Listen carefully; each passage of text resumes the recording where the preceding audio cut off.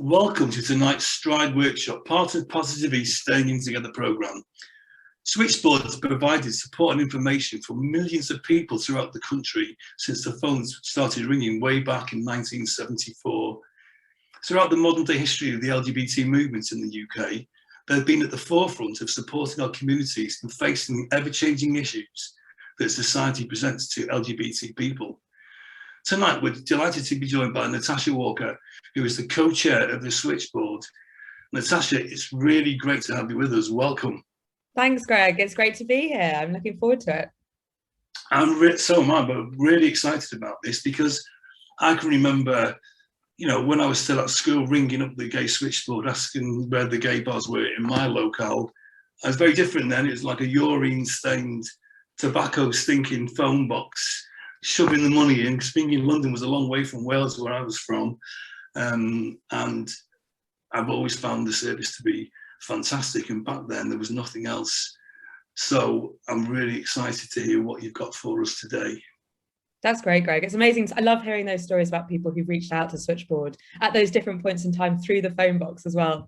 Putting the pennies into the phone box is brilliant. But yeah, so if we're good to go, then I can crack on. I can't so I'm going wait. to just share my screen. Okay.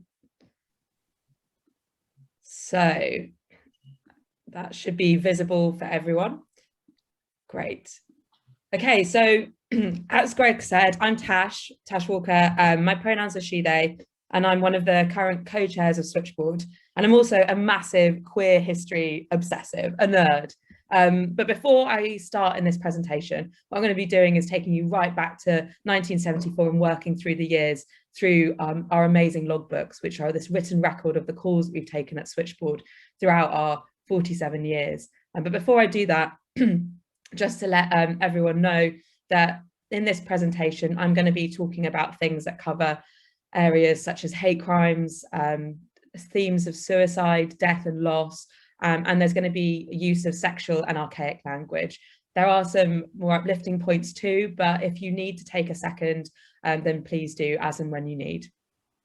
So let's jump right in to Switchboard. So this is gay news. You must all remember gay news. Now it's become Gay Times. This is March 1974 issue of Gay News. So Switchboard began on the 4th of March 1974 in the basement of Houseman's Bookshop on Caledonian Road. It started in response to a call to organise a helpline that came from the Gay Liberation Front and Gay News, who were both receiving an ever increasing number of calls to their offices, but maybe weren't best placed to answer those calls or didn't have the time. So this picture here on the left, this is the Gay News article, Gay Switchboards. In a couple of, a year or so in the lead up to Switchboard launching, there were lots of articles in Gay News talking about the need for a switchboard and how we were going to go about doing that and who was supposed to be behind it. Was it going to be volunteer led? What was the different situations and the scenarios? But it started March 1974. And then just over a year later, due to a massive increase in demand, in May 1975, Switchboard began to operate 24 hours a day, 7 days a week, which is incredible. The next picture I'm going to show you here on the left is the Switchboard Archive, which is what I'm opening up today for you. I'm going to take you into the logbooks, into our archive, and share all of the different types of calls that have come through to Switchboard throughout our years. Now, this picture is taken at Bishopsgate Institute, which is by Liverpool Street in London, an amazing organisation, and that is where our archive is now held in this basement, perfectly temperature controlled, protective climate. We moved our archive there in 2016. It was a really lengthy process and big decision for us to make, but we found it was so important to move this incredible resource, to move our history to the safest place that we could think of. So that is where it is now, and you can go and see it upon appointment if anyone is interested after I've talked a bit more about it today.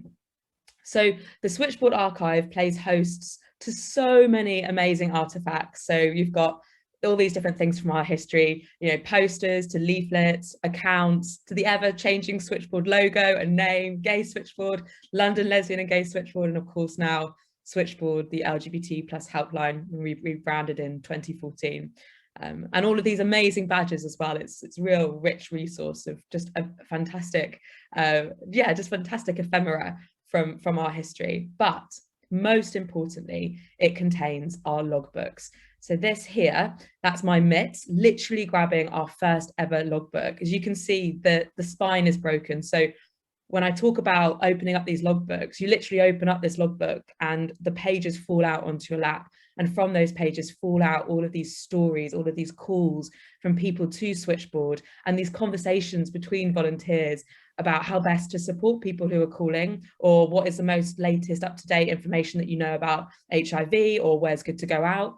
And also them having a lot of arguments between them, which are really funny, about like who's not done the dishes, and yeah, a real plethora of terrible jokes, terrible handwriting as well. But it's such an amazing, rich resource. I absolutely love it. It's like this living, breathing diary of all of the roller coaster ride of the last 47 years at Switchboard. It's like Switchboard's almost a character in itself, made up of all of these fantastic people who've walked through our door, some of who are still here today, that I've seen written in the logbooks, who still volunteer now, which is incredible.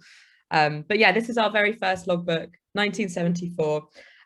So I spent around 2 years reading and cataloguing these logbooks. I became obsessed because it's the best book I've ever read. Honestly, it's amazing, but there's a lot of them.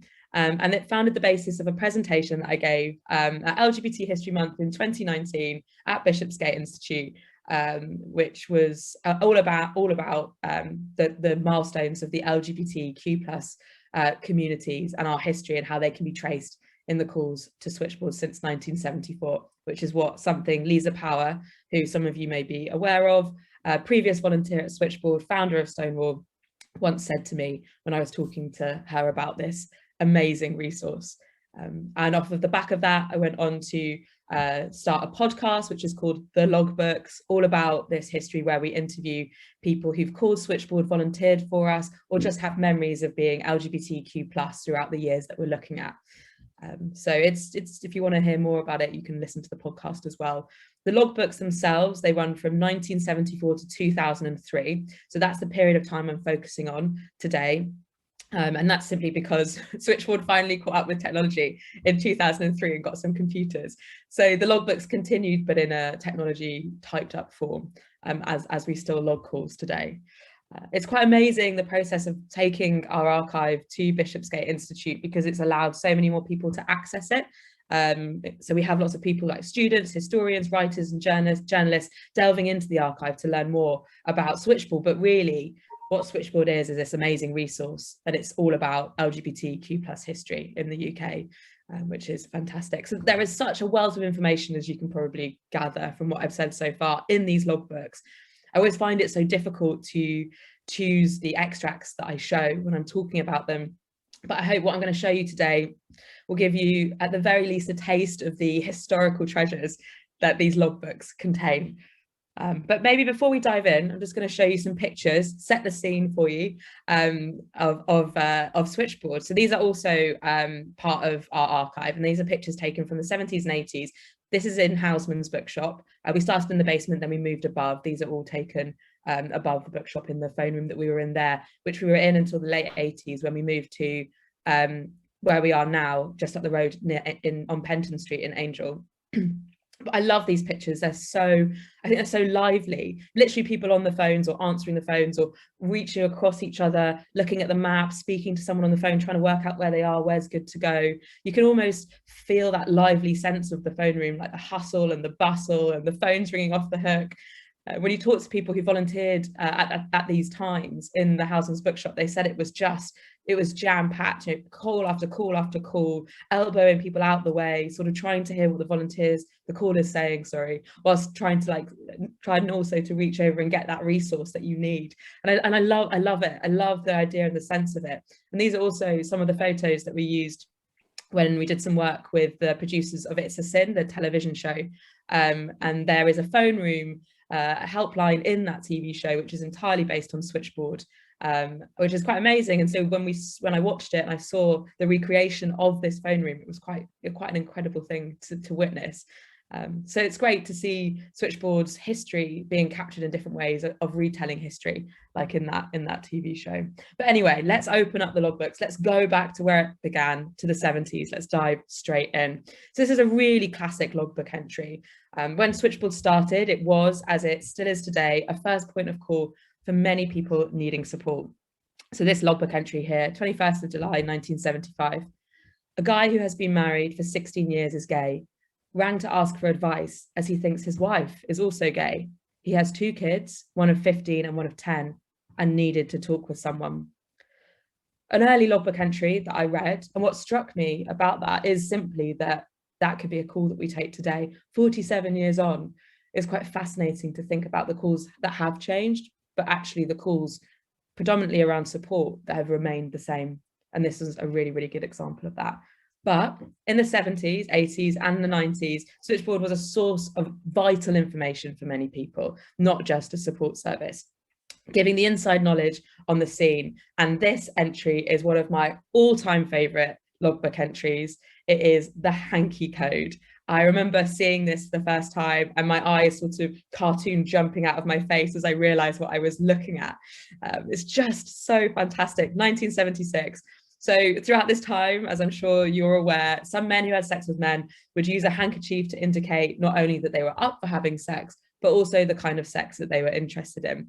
So what we've got here is a breakdown of that Hanky Code. And these are things that you see in the logbooks. You see notes from volunteers as a resource as well to help people answer callers' questions, right? I don't know how accurate this is. I haven't fact checked it with any handkerchief users on my to-do list, but it's separated into 2 columns: left hip pocket, if you've got your hanky in the left hip pocket, butch and sadistic; right hip pocket, passive and masochistic. And then we've got a breakdown of the different colours.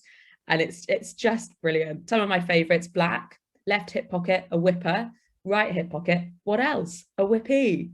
And that little note, what else? You have this humour that comes through from the volunteers as well, which is, you just really get that sense of community and liveliness within the organisation. It's really amazing. And one of my all-time favourites, no idea if this is true or not, but I really don't want to be told that it's not, because it's brilliant. About halfway down, puce, worn on the left hip pocket, unlimited, but wants to discuss pre-Columbian art first. Right hip pocket, looking for a discussion on pre-Columbian art, a match made in heaven. It's just brilliant. It makes me laugh every time. What an amazing thing to find. 1976, the Hanky Code, Switchboard's logbooks. But another big topic of conversation, which I guess is sort of linked to this too, was around nightlife. Because of course there was no internet, right? And there was hardly any advertising, especially if you think about the times that Switchboard started. Partial decriminalisation, 67, very underground gay scenes starting to emerge, early 70s into the 80s. So it was word of mouth. The scene was word of mouth, and of course calling Switchboard, which was this sort of central hub of information. Like the community asked and Switchboard answered. This is something that comes up time and time again from the people that I speak to who've called Switchboard or who've volunteered for the organisation throughout the years.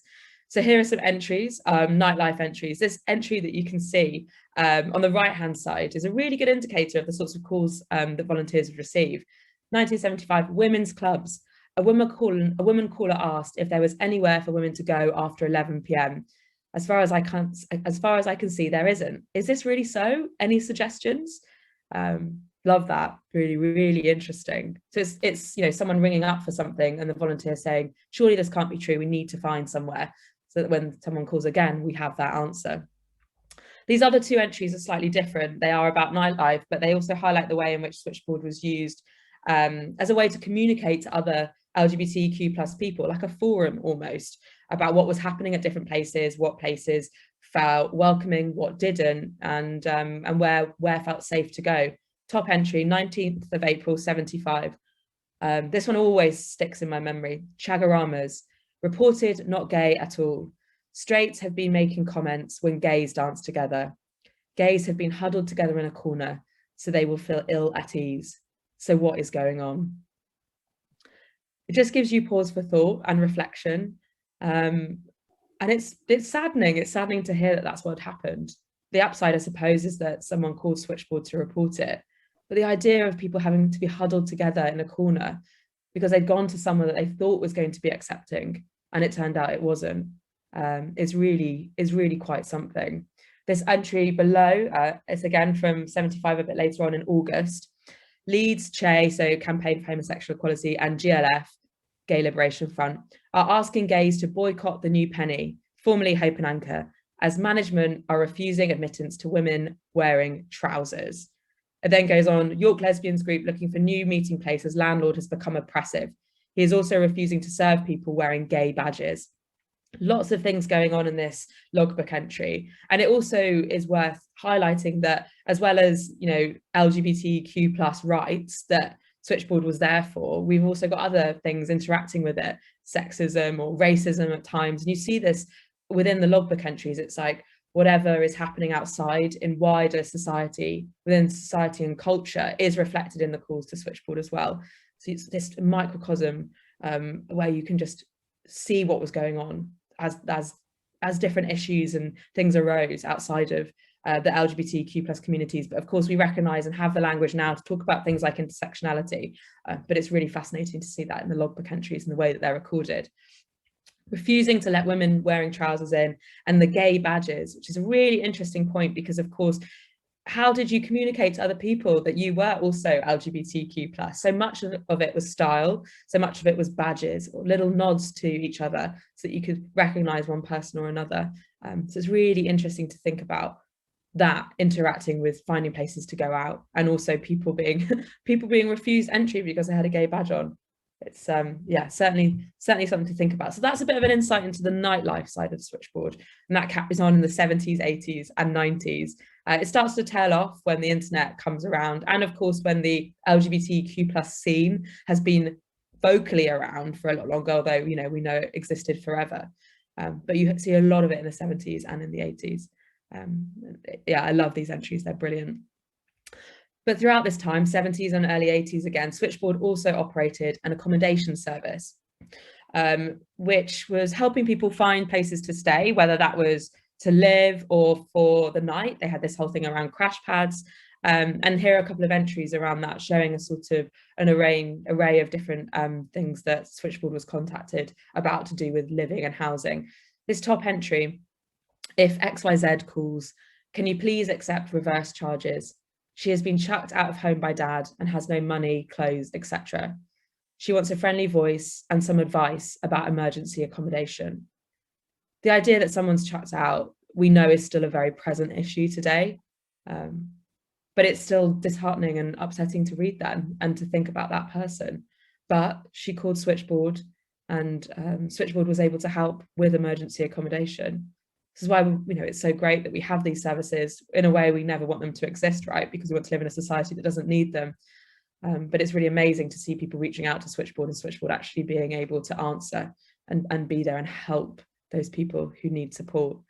A similar entry on the bottom left here had a call from a 19-year-old TV. So TV would have stood for transvestite. So lots of the language in the 70s and 80s used things that we probably wouldn't say now if we're talking about someone who is transgender or gender non-conforming. So that's what I was talking about around archaic language.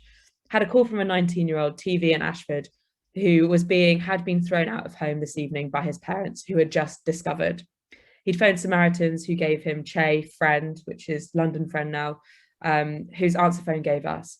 He had a long chat, but he will probably phone back tomorrow for long-term advice. Luckily, he seemed reasonably together about his situation and was reconciled to spending a night in his Mini. Similar entry to that one at the top. And what strikes me now looking at these today is it's reminding me of calls that we've taken over the last year. People being in lockdown, being in places where they had to come out. They felt like they had to, because it was just too much to not be who they really were within these spaces that they had to move back to, or not so safe lockdown environments. And we've spoken to people who have been kicked out by family, kicked out in lockdown. And to think about that, whereas with all of these calls, bringing it up to date is such an interesting thing to reflect on. And we have more support services now than we did in the 70s, but these are still real issues that people are experiencing today. And that last entry I read, reconciled to spending a night in his Mini. You know, many homeless support services will talk about the hidden homeless, and that's exactly what's happening there. This other entry here on the right-hand side, November 75, this is from a Dutch Indonesian, 25, has been suddenly evicted from his Watford lodging. I've given likely places for him to check out for accommodation, but he has to be out by the 18th of November. I've told him, should he find nothing, he should phone back. We could think about referring him to other crash pads for 2 or 3 days. That's the sort of, if anyone was in dire need of a place to stay, we had a list of people who were offering crash pads to help look around. But then this is the point that's really interesting about this, and it kind of goes back to what I was mentioning on the previous slide about things that are happening in society around this period of time as well, which we know are still massive issues in society today. He has been looking, but he says his Indonesian background has caused people to reject him because he looks to be coloured. What's interesting about that is that many of the Switchboard accommodation services that were being offered were from the LGBTQ plus communities. So you have this extra layer of rejection going on there. And of, you know, as with anything, everything is a microcosm of what's happening in wider society. And you definitely see that within the LGBTQ plus communities. So just a bit of an overview there around Switchboard's accommodation service. Now, this didn't continue much past the mid-80s, simply because other organisations emerged that were focused around housing. And so the need for Switchboard to provide that was no longer necessary because there were people better placed to do that. So Switchboard would instead refer to those other housing services, LGBTQ plus housing services. So yeah, that's the reason that the accommodation sort of tailed off. Moving on to another really big prominent core topic throughout the 70s and early 80s was around the countless police raids that were happening. Interestingly, you know, the partial decriminalisation in 67 actually triggered an increase in raids and locking down and yeah, just homophobic acts by the police, entrapping, importuning, basically chatting someone up. There were so many raids, and the logbooks are littered with logbook entries from people calling Switchboard to report something that had happened to them, something they'd heard about, people talking about where a raid might be happening, and so telling Switchboard so Switchboard could tell other people not to go there. It's quite a lot. And of course, Pretty Policemen were the undercover police. That's what their nickname was. And they would go into venues, infiltrating venues, gay venues, and entrapping men who had sex with men. In a nice little nod to Pretty Policeman, Switchboard actually had a Pretty Policeman fundraising ball, which is amazing. And I love that sort of activist edge that came battling back from what was happening. But to look at a couple of entries now that highlight these things. This top entry: 2 incidences reported to me last night of police arrests, one outside the Coleherne at 1:10 a.m. 2 police officers in plain clothes physically carried someone into a waiting taxi, which sped off at fast speed. The other, which is more disturbing, was a plainclothes police officer in Tricky Dickie's disco at the Green Man last night. The person who called me stated that he went outside with the policeman and went down a back alley. As soon as he started undoing his fly, a police car turned up and carted him off to Cannon Row police station, where they stripped him and forced him to a medical examination. Another entry underneath that, I'm going to read for you now. This is from 78. Guy phoned to say he'd been charged with importuning. I mentioned it a bit earlier, but basically it meant chatting someone up. After talking to a guy he knew outside the Coleherne again. He hadn't been in the pub, but had just been passing. After walking away, a policeman came up to him and said, "You're nicked," a la Sweeney, the TV show. They seemed quite pleased about this fact and said he was the 5th that night. He's being taken to court on the 7th of June, so I gave him David Offenbach's number. Said he was the 5th that night. It's really disturbing. There's no other way to really describe what happened here or within our history. And it was, I mean, it's just so big. I'm sure you're all aware of the battles that have gone on and are still going on around people who have that marked against them as a criminal offence on their record. And that second entry that I read, it mentioned David Offenbach. David Offenbach was someone who worked with Switchboard very closely. He was a lawyer who defended many gay and bisexual men, or men having sex with men, throughout this time period, who got arrested and his name comes up a lot within the logbooks, and I think that we have a lot to thank him for his support throughout that period of time. And I managed to find him, and we spoke to him in the podcast where we do a whole episode around this. I think it is called Pretty Policeman, talking about what happened, people who had been arrested, their experiences of it. We also speak to a policewoman who was part of those who was arresting people at that time, which is quite an interesting reflection, and David Offenbach, who is much older now, in his 70s, but amazing to speak to someone whose name you see come up so much throughout this period of time, who was really there to support our communities. So as well as being informed about police raids, like we can see in these entries here, Switchboard also received calls, very interestingly, from people tipping off Switchboard about impending attacks, which I found amazing and fascinating when I was reading the logbooks. Top entry here: woman caller phoned again to warn us that a friend of hers at work, who is pally with the local police, told her that about 3 plainclothes policemen are trying to entrap gays after Diamonds Disco on Tuesday nights in Hackney Marshes, where they often go to cottage. I suggested she phone Gay News. Someone ringing up to say, hey, heads up, this is about to happen. Contacting Switchboard, because Switchboard was such this central figure, this central resource. It was the best way to get the word out to the community about what was going to happen. And this second entry is amazing, absolutely fascinating. We've got a closet police cadet. A closet police cadet rang this morning from Derby to say that there's going to be a major clampdown on gays in the city during the last 2 weeks of March. Plainclothes men are going to do the clubs, cottages, and anywhere else the gays are, because they've got nothing better to do. The guy sounded fairly genuine and said he just wanted to warn us. I think somebody ought to get in touch with the Derby people to warn them. A closeted police cadet, they've got nothing better to do. It gives you such an insight into the attitudes, the societal attitudes perpetuated by what was happening in the political climate as well, of course, throughout this period of time. Just, they've got nothing better to do. At the end, we see the volunteer noting about how we should get in touch with the Derby people. So throughout the 70s and 80s, yes, Switchboard started in London, but switchboards were popping up all over the UK. Only a few survive today, but at one point there were hundreds, I think. And I found in the archive a list of all of the Switchboard directories, which is quite amazing, just to think of that map of connectivity, of community all over the UK. I really love that idea. Call Switchboard, and then you can call another Switchboard and let them know in that particular area, and they can get the word out. Yeah, so the 70s and early 80s, the logbooks are just, like I said before, they're littered with reports of police raids and hate crimes, not obviously recognised as being hate crimes at that time, but they continue well on past this decade.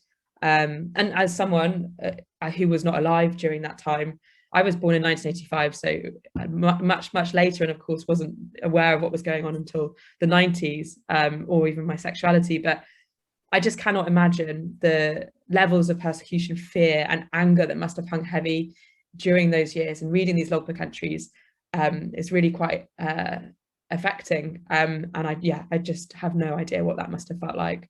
But it is another reason why these logbooks are so important, because they are preserving these moments of severe oppression in our LGBTQ plus history. And it's so important that we continue to talk about it, I think. So throughout the 70s, Switchboard was undoubtedly the hub of information and supports many people, which it continued to be into the 80s. However, and it will be no surprise to you at Positive East, the most prominent call topic throughout the 80s was around HIV and AIDS. So Switchboard was the leading source of information on the very new and unknown virus, installing a 5th phone line to deal with the upsurge of calls. Switchboard was receiving hundreds of thousands of calls throughout this period of time. We took our 1,000,000th call in the early 80s. It was just I don't know, I think it was an overwhelming period of time. A tsunami hit the communities. I know that you'll all be fully aware of that, and likewise it hit Switchboard too. What you can see here, capital Gay, August 84, a clipping in the logbooks. You see lots of newspaper clippings pasted into the logbooks as well. Volunteers would start a shift and they would look back over the last couple of pages since their last shift to catch up on what was happening. 61 AIDS cases, are now 61 cases of AIDS, August 84. There are so many logbook entries throughout this period of time. There's like tens of thousands, so many, and they're all they're all an individual, they're all a personal story. But this one is a really good example of lots of the logbook entries that I've read. So I've just chosen to show one today. Caller has had AB positive test result, so antibody positive, which is what it was called back in that period of time. This is from 1987.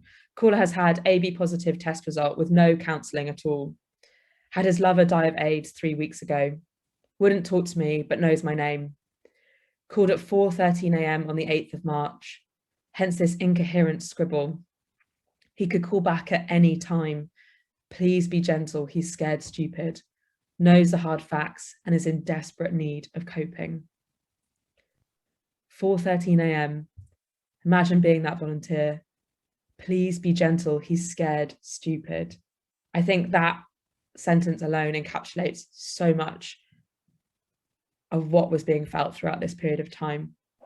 It was an overwhelming period of time, and yeah, it's a difficult logbook entry, and it's one that I reflect on a lot, and I think about who the volunteer was as well, who was taking that call, because Switchboard is made up of people who self-identify as LGBTQ+. And throughout the 80s, we had many people who were also HIV positive, who died of AIDS, or who had friends and family, loved ones who were going through that. So to be thinking about answering a call, supporting someone at the end of the phone line while still going through that yourself is something that really does give you pause for thought. I'm sure you remember, or if not, if you don't remember, you've seen or heard about the AIDS Don't Die of Ignorance campaign, 1987. This leaflet was sent to every household in the country, and that little blue arrow is showing Switchboard's number on it. We actually found out the night before this leaflet was sent out that our number was to be included. And Switchboard, the people who were on the board at that time, just said, yeah, okay, go for it. We'll deal with it. We'll deal with whatever happens. And so this leaflet landed on every single doormat in the country. So as you can imagine, Switchboard was absolutely overwhelmed with calls. So many people calling Switchboard. Many of those people were heterosexual and not having sex with anyone of the same sex, but they were scared. They were scared because of this campaign, which was incredibly evocative. It was almost like propaganda, what it was.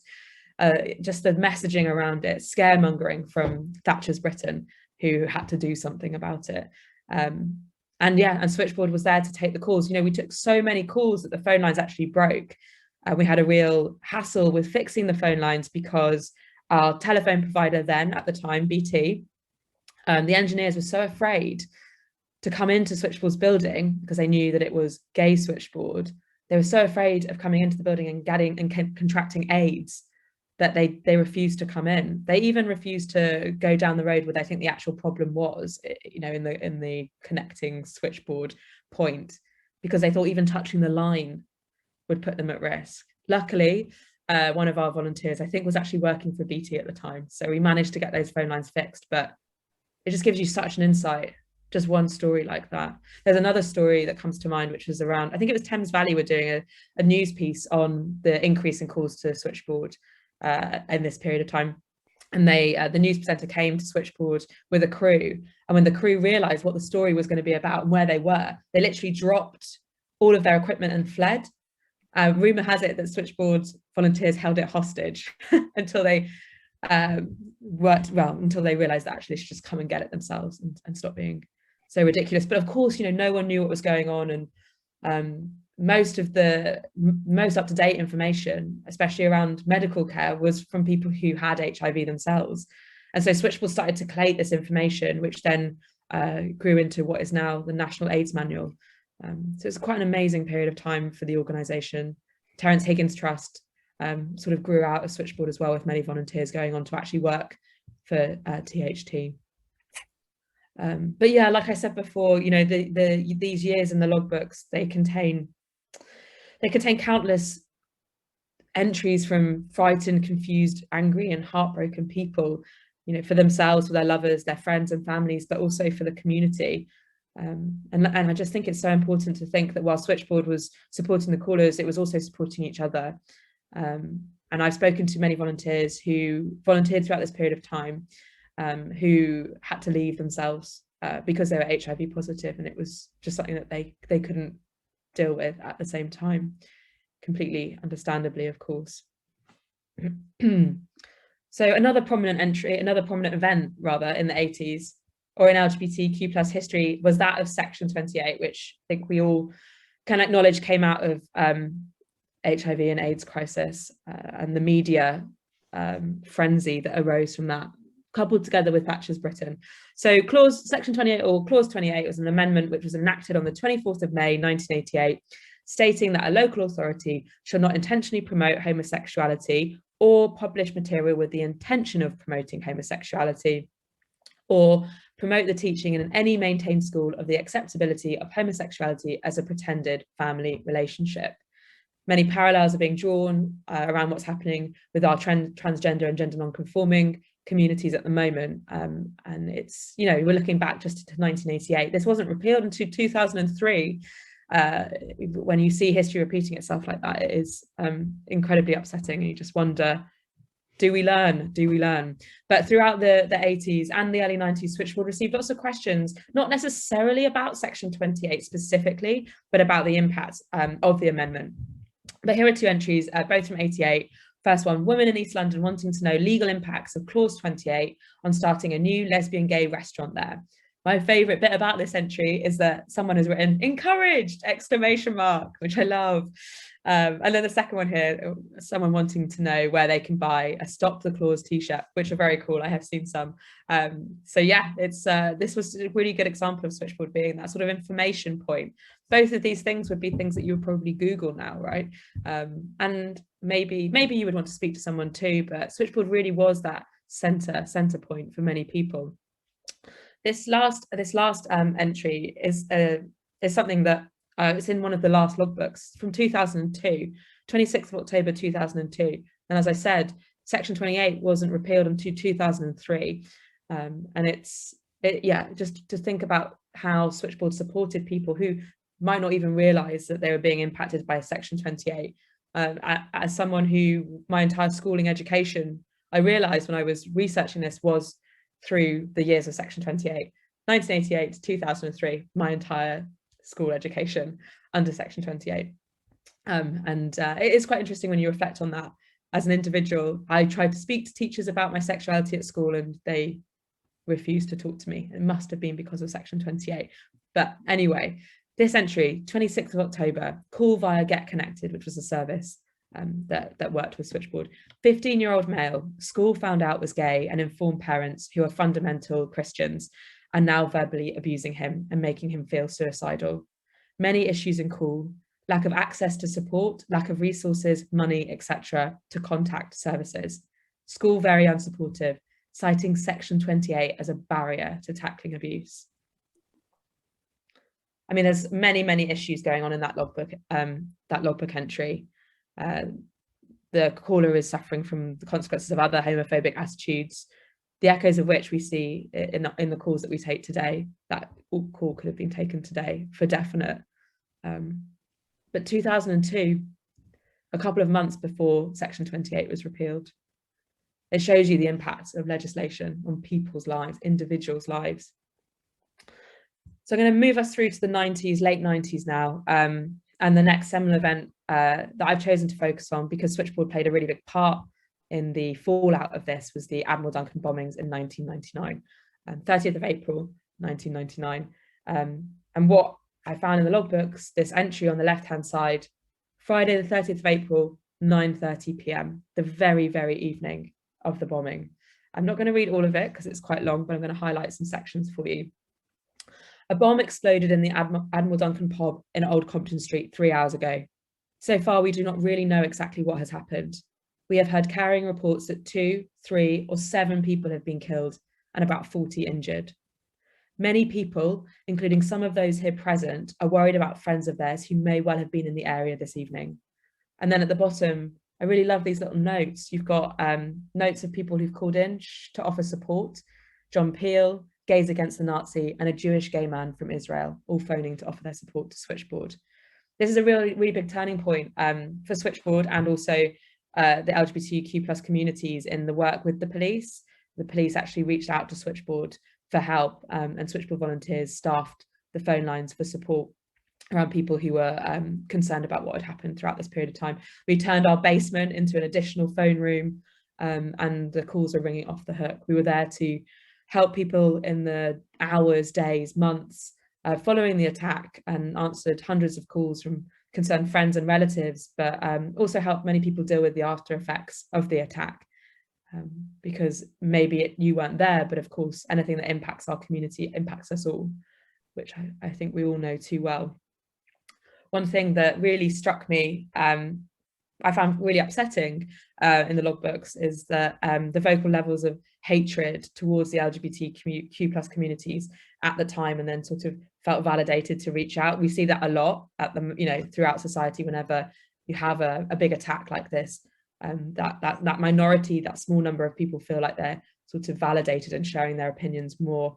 And Switchboard, of course, being the point of contact for an LGBTQ+ helpline, which is what we would say now, was there for people to call and to abuse the volunteers. So here's two. This is like 7th of May, 7 days after the attack. An awful man called and ranted at me down the phone for a good minute, telling me how sick I was and how much we as a community, my word, deserved this. Not wanting to reciprocate with hate, what do you say? Never have I been so insulted by such sickness and hate. And another call, 9th of May, just 2 days after that. Caller from Stockwell reports constant homophobic abuse from a gang of youths ever since the bombing. Police apparently not taking case seriously, and caller is in constant state of fear and spoke to me in a highly panicked state. Gang is constantly attacking his flat and he is currently in a state of siege. Two really difficult calls to take. And the volunteers at Switchboard did, and still do today, receive very rigorous training around how to take those calls, but it will never prepare you for actually taking one. And the bottom one, as with all of these logbook entries and all of these stories and people's lives reaching out for support to Switchboard, I just always stop and just think, thank God Switchboard was there. Thank God the volunteers were there, that we were there to answer the phone and speak to these people. And that's why it's so important. It's such an important resource throughout this period of time, and it's fantastic that we're still going today, 47 years after we started. But I recognise that lots of what I've spoken about today is really difficult things and harrowing as well. But everything, as with everything, especially within our LGBTQ+ communities and our history, there is a lot of sadness and there's a lot of pain, but there is also a lot of joy and laughter and celebration. So I just wanted to show you some of my favourite logbook entries, which made me smile. The one at the top, a great quote from a TS that rang today. So TS, transsexual, would have been the language used. I hope I don't find a man like I used to be. PS, her boobs are growing so fast, she offered us her discarded bras. Well, for anyone who wants them. It's so lovely. Second entry, a woman called XYZ rang to share with Switchboard the fact that she'd come out to her strong Irish Catholic family and they'd been fantastic. Her mum hugged her and said, I love you. Her dad kissed her. Her brother said it was fine. And her sister said, you've never looked like one. And then at the bottom, I mean, very interested to know if anyone has ever played this game or seen it. Camp, an exciting new board game for gays. This tagline: visit the party or the sauna, have an affair or an orgy, go to the pub, even land up at the clinic. And I think from memory, Switchboard volunteers got a whopping 70p discount on that £3.85 price, which is brilliant. But these excerpts I've shown you today, and like the many, many more contained within the archive, allow us this uncensored insight into the lived experiences and societal attitudes of those in and around the LGBTQ+ communities from 1974 to 2003. Like I said at the top, they're a written record, a diary with all its ups and downs of our history. But above all, the most pertinent thing that has stood out to me, and I think I mentioned it at the beginning, is that whilst looking through the logbooks, the consistent themes of support calls, despite changes in legislation, changes in societal and cultural attitudes, the changes within the LGBTQ+ communities themselves, the phone calls for support have remained constant. I'm not going to read these logbook entries out because they're long, but I found 3 extracts, 75, 88, 2003, each from a person questioning their identity with themes of shame, confusion, and loneliness. And those are all themes which remain constant in the calls that we take today at Switchboard. But it's also important to recognise how well the logbooks capture votes of confidence and notes of thanks. Being a confidential and often anonymous service means that unless someone contacts us again, we really might never know what happens to them after we put down the phone. But occasionally people do call back and they tell us, and it's wonderful, and it makes everything worthwhile for that 10, 20, 30-second phone call, 5-minute phone call, to hear that person doing that little bit better than when they spoke to us the last time.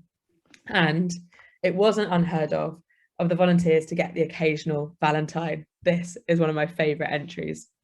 Roses are red, violets are blue, some like Brighton, Bristol, I like you. Sitting there hours on end, helping those who cannot fend for themselves in this cold land, giving them a helping hand. Voices soft, assuring warm, makes us feel so safe from harm. Information gay galore, with all that talent you're bound to score. Roses are red, violets are blue, some like gay news, I like you. Amazing. Imagine being the volunteer who took that call. We wouldn't be able to stop smiling. So as I mentioned at the top, what has come out of lots of the work that I've done in the archive and looking back at our history is in this podcast, which is called The Logbooks.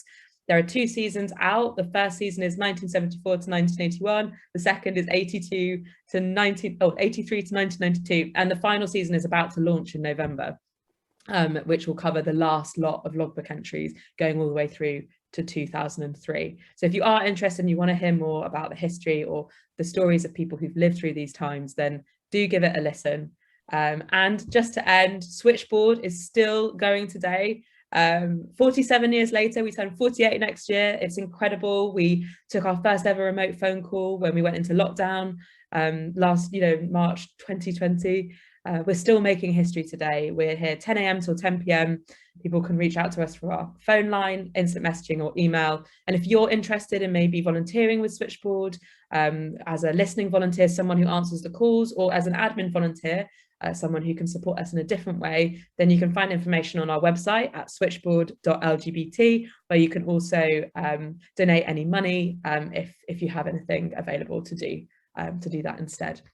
So I'm going to stop sharing my screen now and come back. Okay. Natasha, that was an absolutely compelling presentation.